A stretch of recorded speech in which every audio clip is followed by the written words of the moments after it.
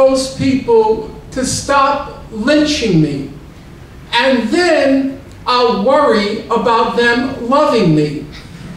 And I think that's the right sequence. The first step is the law has to be enforced. That God-forsaken occupation has to end.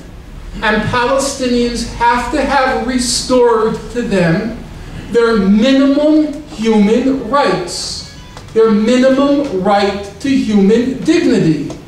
And once that foundation has been laid, the foundation of mutual respect and mutual dignity, then we can get on to the next task of learning how to love each other. That, to me, is the proper order. Nobody expected the African National Congress to love white people until they won that right of one person, one vote. The democratic rights of the people of South Africa first have to be restored before we get on to maybe the more difficult challenge, but it's still in sequence the second step of learning to love each other.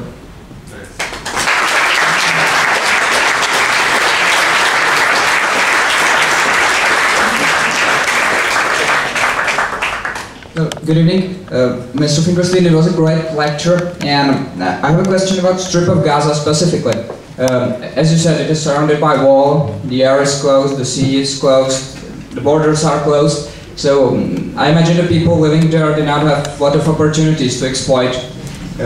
So do you think that if there was no wall, or if the borders were open, or if the people could travel freely, that this could be the solution for the Strip of Gaza? I mean, they could join international trade or exploit tourism. There are beautiful beaches. Do you think that the abolishment of this restraint could be the solution, or is that too naive? Thank you. Well, there are separate questions. Of course, the blockade as we speak now, the blockade of Gaza is brutal and it's inhuman. And that is a simple fact. Amnesty International has called that blockade a flagrant violation of international law, which means a war crime. And the Goldstone report called it a possible crime against humanity.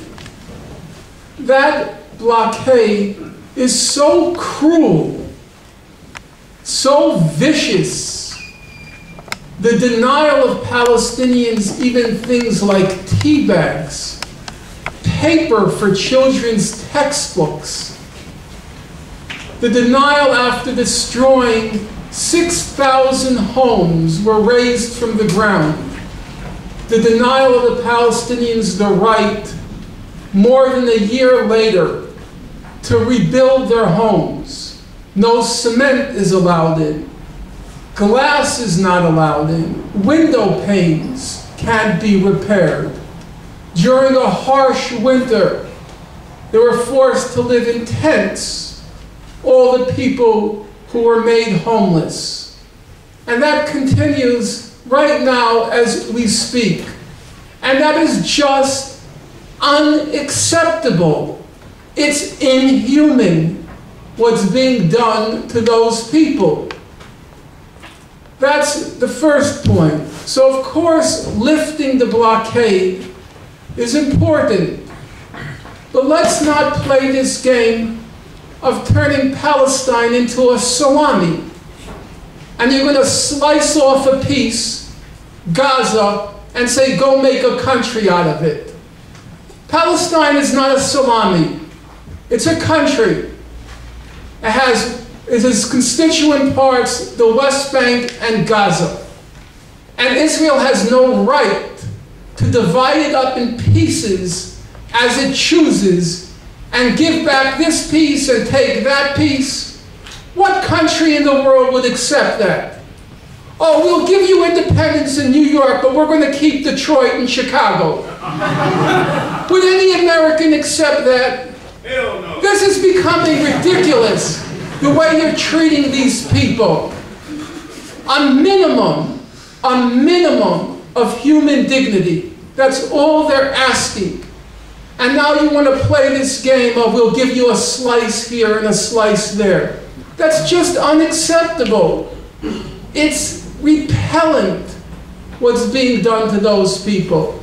And it's a crying shame. It is a crying shame that your country, which lived under a brutal occupation, can't understand what's wrong with what's going on there. That's really pitiful.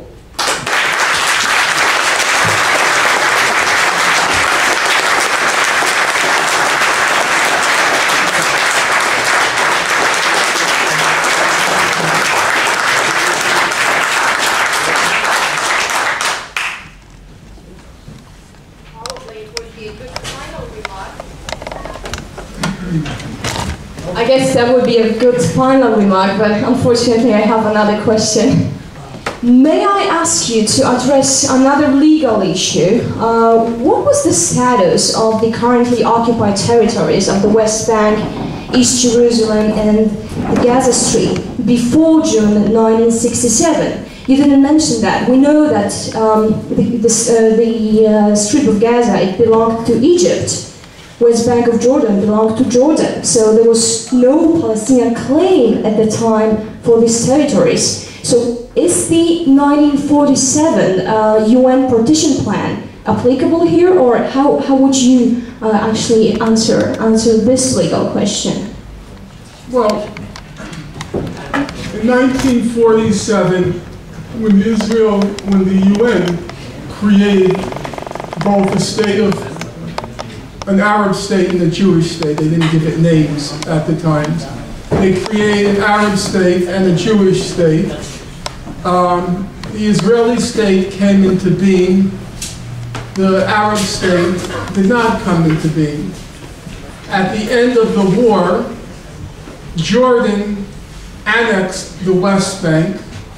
The only countries in the world that recognized Jordan's annexation of the West Bank were the United Kingdom and Pakistan.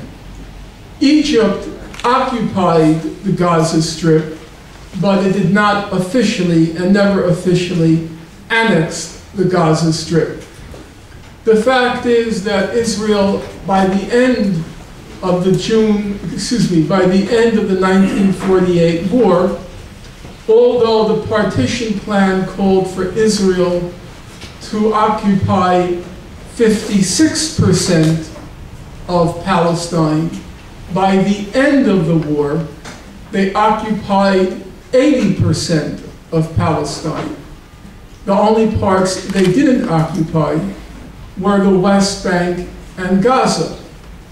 And so you have a curious irony.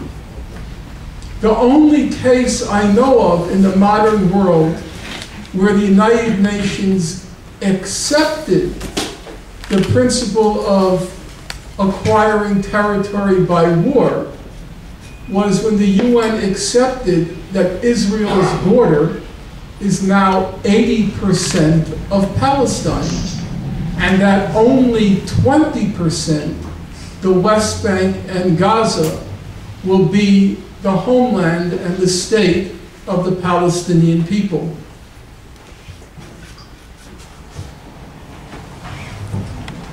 I'm afraid we ran out of time, so let's take the very... prolong it a little bit? I think they won't throw us out. Yeah, I'm happy to stay because I missed my other talk. Good evening. Just got a question, simple one. You have been explaining all the time about the violations that have been all for the last 50 years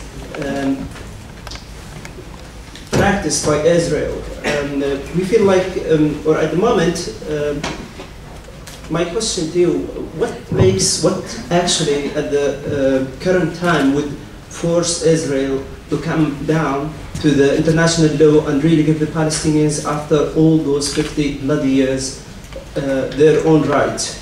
Thank you. That's a good question, and now I'm going to answer you as a very devout atheist. And my answer is, God helps those who help themselves. You have to act. You have to do something. That's why a little group called Friends of Palestine formed in the Czech Republic. The Zionist movement, you have to give them credit, because they understood that legal statements on their own are meaningless. You have to make them political forces. So, for example, if I were to ask even this audience in the Czech Republic, how many of you have heard of the Balfour Declaration? Raise your hand if you've heard of it. Look around you. The Balfour Declaration was just